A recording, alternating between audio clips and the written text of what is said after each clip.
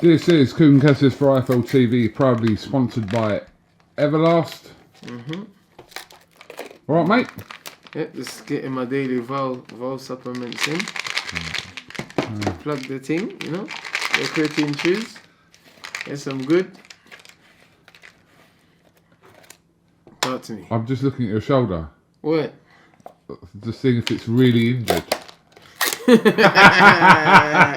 You have to go inside to check. No, my shoulder is definitely injured, bro.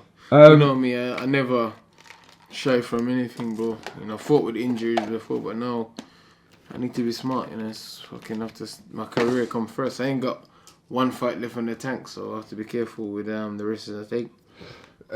I'm assuming it has been as frustrating as your injury, but also the fact that you've almost had to kind of come out and say, I actually am injured, rather than people keep questioning whether your injury is legitimate or not.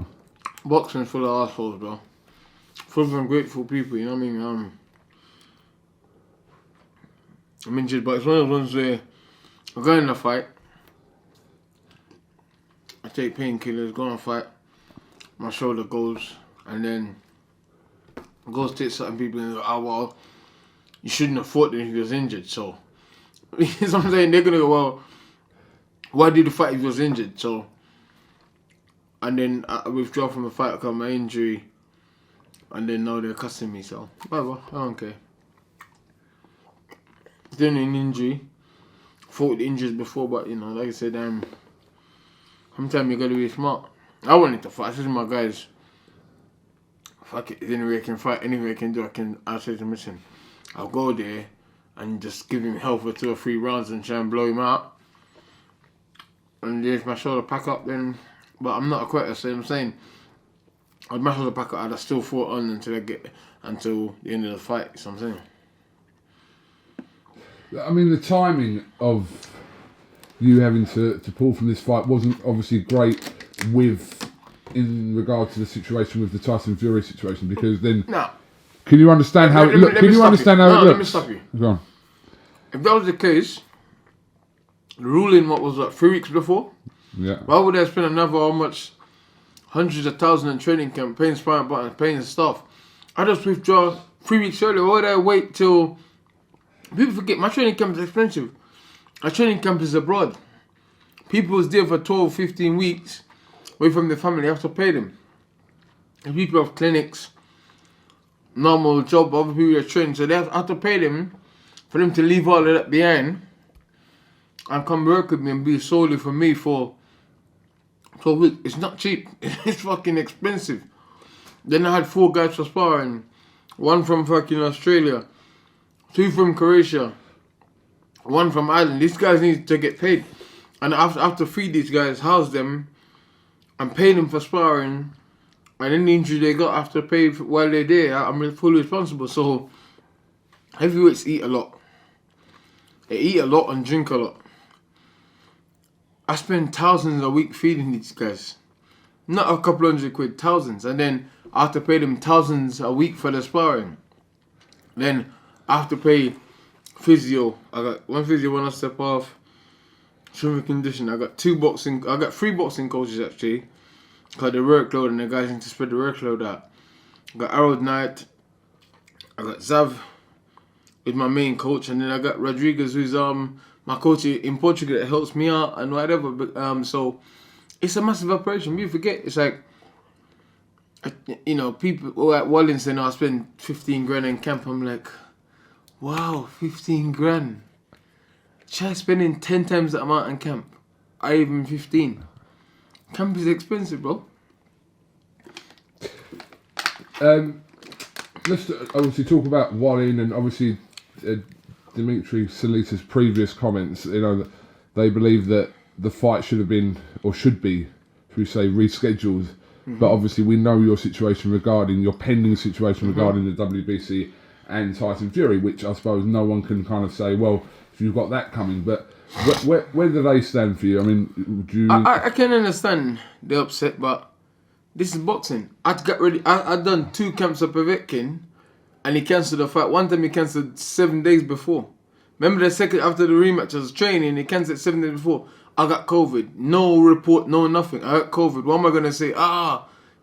He just said I got COVID. But you didn't believe you had COVID. No, I didn't. But so that's why I'm not mad. And then the second time, I trained 2 weeks before the fight. He cancelled again. That camp alone cost me 500,000. Both the camps. You understand?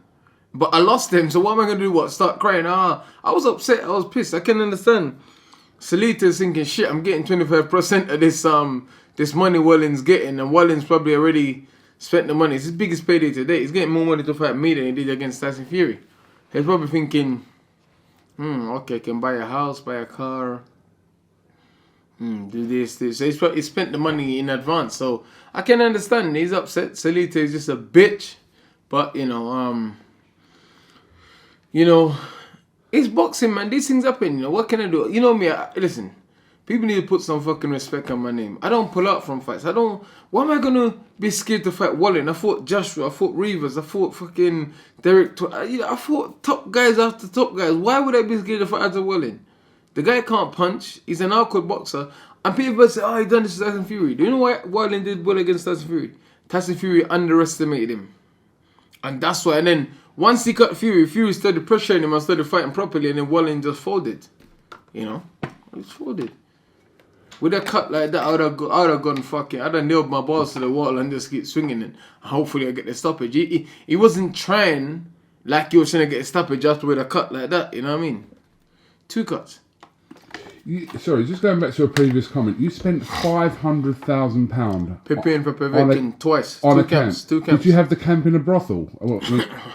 No, bro. 500,000. Preparing for him twice. The camps was at 8 months or 9 months. It was 9 months. A lot of money I paid. It's a lot of money preparing, because in England it's a bit easier.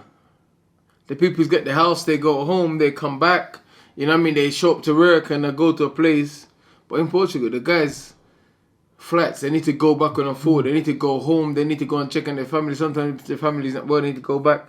And then camps. Remember, these guys are top guys. They have their business. Like my physio has got multiple clinics or whatever. So I need to, you know what I'm saying? For me to say, okay, come and be with me for, and they're like, interesting. And, you know what I'm saying? It adds up, bro. It adds up. I didn't cry about it and start saying, I just said to Eddie, boy, what's happening, man? Eddie goes, well, you're a professional, innit? That's what happened. And then, what else can I do? I don't cry about these things. Just the final one on this situation with your injury.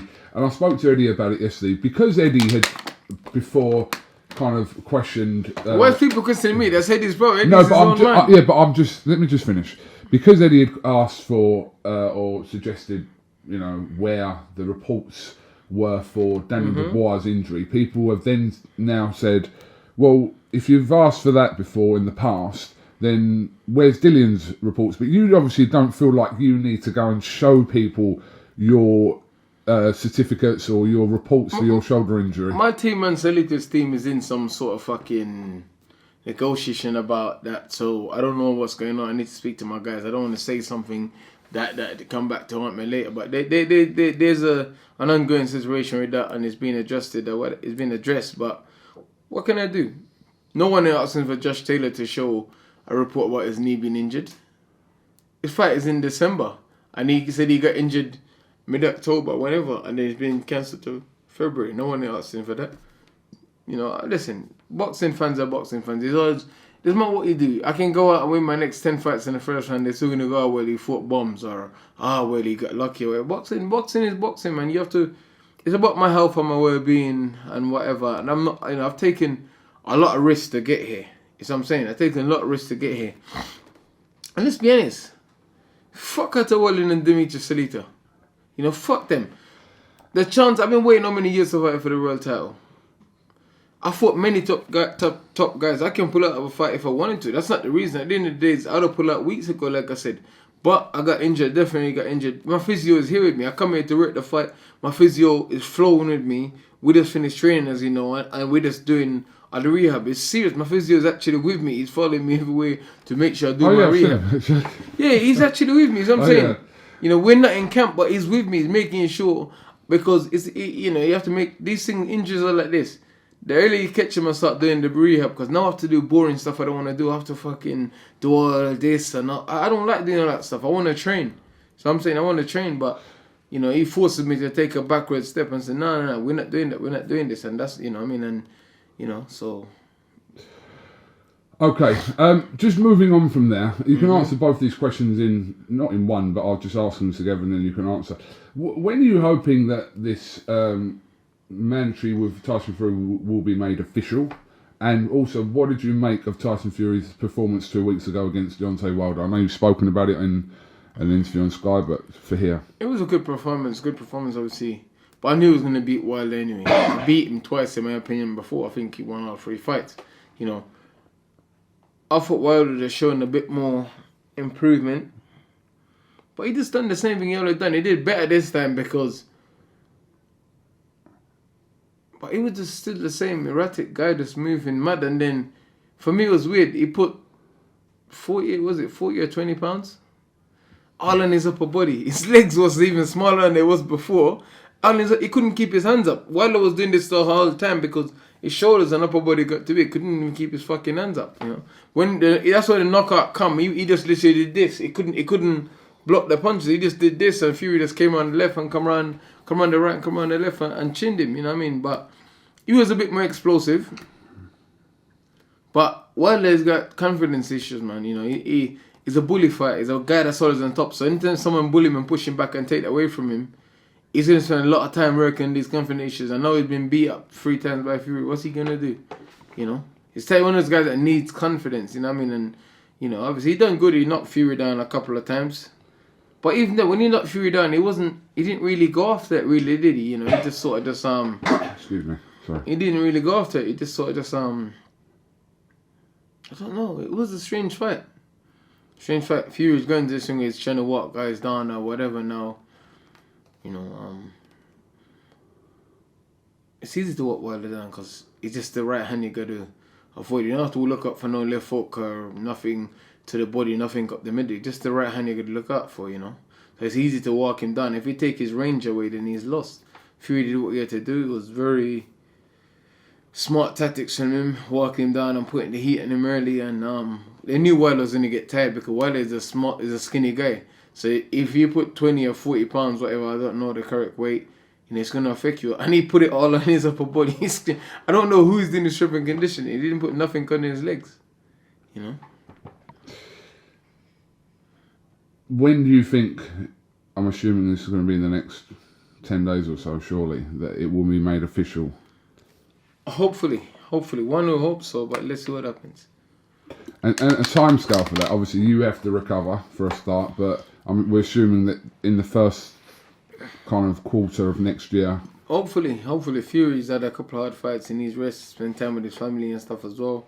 So it works perfectly.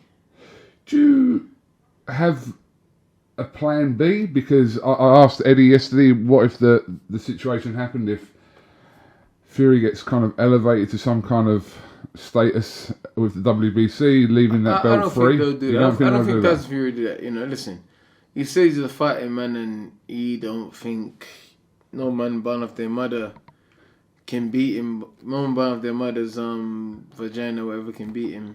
Good thing I'm a C-section baby. Yeah, no, I'm joking. I'm not a C-section baby. I'm joking. But I don't fucking know. So you believe that the fight will take place? I think Fury will fight. He'll fight. You know, he'll fight. You know, I think he'll fight me. You know, I think he'll fight me. I don't think he'll avoid it. He avoided me twice already. I don't think he will a third time. I think he'll fight me. You know, he said he was gonna fight me. He said I deserve this and deserve that. Then, but Fury's a madman, man. He says one thing, then he does another thing, and who knows? He might retire tomorrow. He might fucking fall off the rails again. Hopefully not. I might just say, fuck it, I've had enough and just retire. You don't even know. Even he still say, I don't know what's going to happen from 8 in the morning till 12 at night, you know. I mean, part of the reason I'm asking this, I haven't seen the whole interview, but Bob Arum gave some comments saying that yourself and Joe Joyce were front runners for Fury's kind of UK return, and I wondered why. Bob Arum's a madman. He's the older he gets, the more frantic he gets. He's just moving mad. He might be developing aggressive dementia. I don't know. aggressive dementia. I don't know. You know, it's probably he just moving mad. The older he gets, you know, I saw an interview Eddie and said that's why I don't make his dad do interview anymore because the older you get, the less you care, and he just think, I don't care. He's just moving. My Aaron's moving mad. He's just moving mad. He tried to butt up that woman as well. Kate. What's her name? Kate Abdo. Yeah, he's moving mad. He's just Bob Aaron needs to chill and have a cup of tea and smoke a pipe, man. Take it easy. Does he have sons? Do you know what? I don't know. Yeah, I thought that he passed the business down or something. I actually don't know. I don't know. Maybe his sons is just not up to it, and he just thinks of. Maybe he's a control freak. Who knows? I mean, he's 90 years old nearly. I think he's 89. Yeah, he's doing well considering his age. He's doing well. He still seems to be active and stuff, you know. But he just doesn't care. He don't care. He's just living his life like, well, I live a long time. I can die anytime, so I don't give a fuck. And that's how he's living his life. He's like, well, if you don't like me, suck these balls. So as far as you're concerned, you're just kind of, you're waiting for that official confirmation. Yeah, but right now I'm just focusing on recovering from my injury. And then we'll see what's what. So I'm saying I'm focusing on recovering from my injury and just waiting. Do you think a deal will be done, or do you think it will go to purse bids? Don't know when I don't care. As long as I get the fight, that's all that matters. Eddie said that he's confident that when it's called, like a deal will be done. So rather than it go to purse bids. It's a major fight. It's a big fight, you know. People is talking shit. Oh, I want to see this, I want to see that. And it's a big fight. So let's see what happens.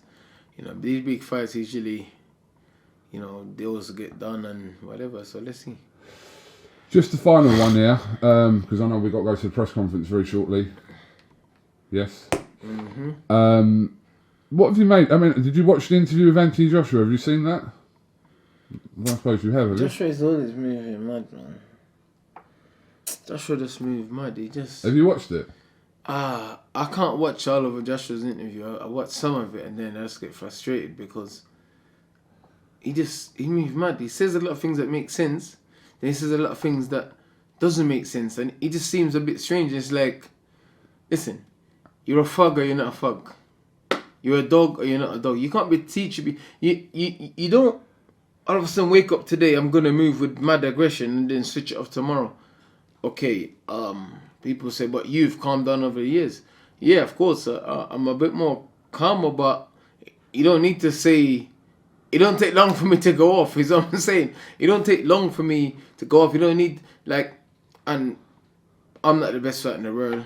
I'm not the strongest, the fastest, the biggest, but when I come to fight, you know, in shape, out of shape, injuries. When I come to fight, I come to fight. I don't say, all of a sudden, I'm going to ask Clifton Mitchell 2 minutes before the fight, what's the game? I don't start moving mad. I come to fight. I always give my best and I always try as hard as I can. I don't start questioning myself. People always question, he's not good enough. He's going to beat him by this guy. And I beat them all. You know? I lost to Joshua and Povetkin, 2 Olympic gold medalists, 2 former world champion. There's no shame in that. But I come back and I went through Povetkin, I didn't come back and outbox him and move around. I went for him. And I want to fight Joshua again. And I think the same thing will happen. You know, come back and have a rematch with him. Hopefully, get to fight Fury. Joshua beat this guy. I beat Fury. Me and Joshua just dust up. You know, that would be mad. That would be crazy. What have you made from this whole trainer situation, if there is a trainer situation? It was a little bit unclear. It looks like he wants to go and work with people in America. I've said this before. When you lose, it's easy to blame the people around you and the things and the life and this and that and that. It's very hard to look at yourself and say, you know what? I lost the fight. It was me.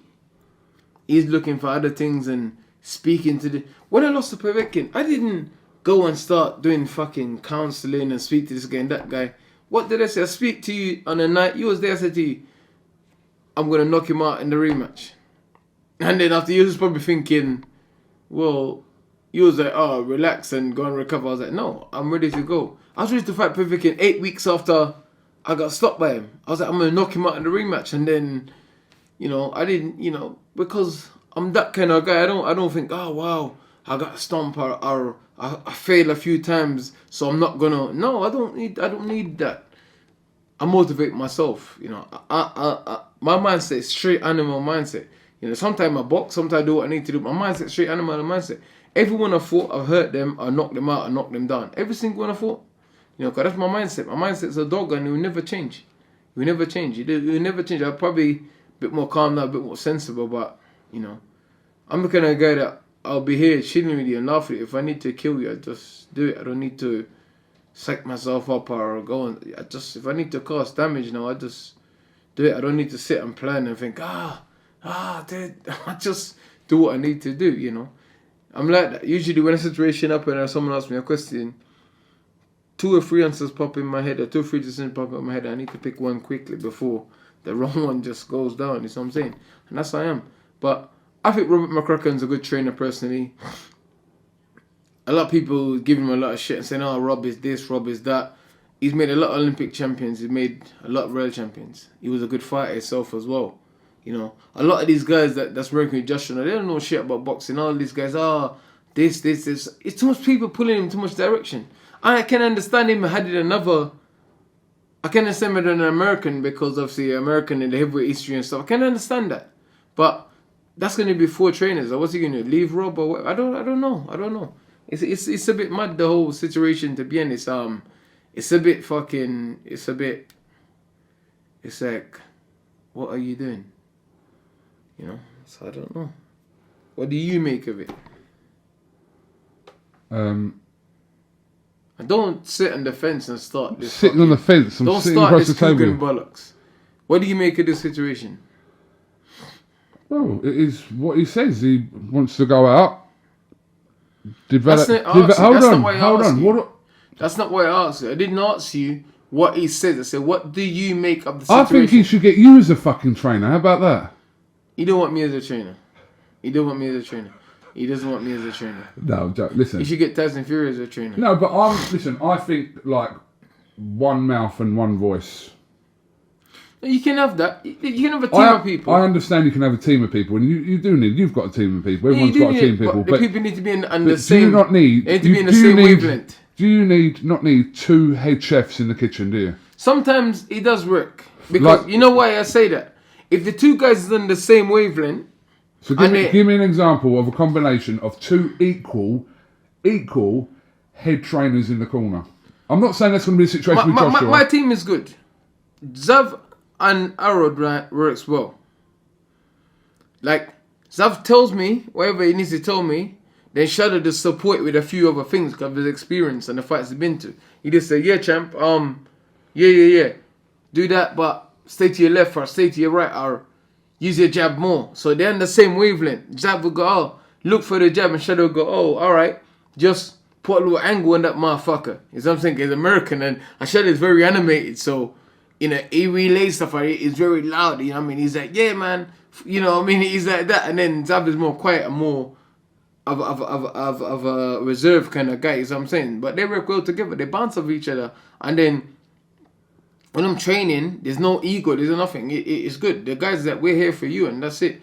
I don't care about whatever I gotta do. You know what I'm saying? But sometimes you have guys that want to teach you this style, that style, and this. It's a bit mad on what's going on there. It's a bit mad. You know, it's a bit, but that's his life, that's his camp. He can do what he wants, whatever works for him, then I'm cool. All I'm saying is, as you asked my opinion, all I'm saying is, say for example it was an Eddie Reynoso. Can you see Eddie Reynoso and Rob McCracken just both, it's not even about being in the corner, but just both kind of being around at the same time over a period of time? Does that work? He needs to make his decisions and see what he wants to do. You know what I'm saying?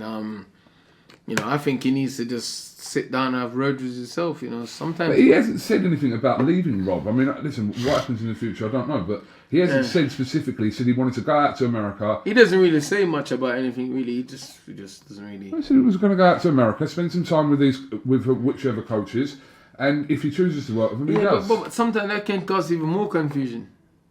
Because the rematch is fast approaching as well. You go there, they start telling you, do this and move that. You have to make the right adaptation at the right time, you understand? Yeah, but this could be the right time for him to do it. Cool. It could be. Cool. Oh, cool. It's all about time. In my opinion, he just didn't want to throw no hands in the fight, you know. He was overthinking too much. He was he was over-analyzing and overthinking too much about things. Sometimes you just gotta say fuck it and throw stuff. I throw punch and miss punches sometimes, but I don't care. I just gotta let shit go sometimes, you know. Even all the greatest trainer, even Emmanuel Stewart, that time when he said to Lennox Lewis, he said, you know, like, you make this motherfucker beat you up, you know. It's like, throw your fucking hands, you know what I mean? Stop all this chest shit. Throw your fucking hands, you know. And he said the same to Klitschko. Remember when Klitschko boxed Eddie Chambers? And he just got mad. He's like, fuck all this boxing shit. Making this motherfucker, you know, he just went off on him, you know what I'm saying? But what accent was that? I don't know. Oh. That's Emmanuel Stewart accent. Okay. He's got that little accent, isn't he? He's a nice man, very clever man. No, I just wondered, like, you've done a few accents in this interview, they all sounded the same. Fuck you, Baljit, you fucking bastard. Don't fucking different. Say this to me, fucking fuck. Fuck you. We gotta go. Okay, fucking Baljit. Okay, I go. Right. Okay. Thank you very much, and we'll catch up again over the week at some point. Peace!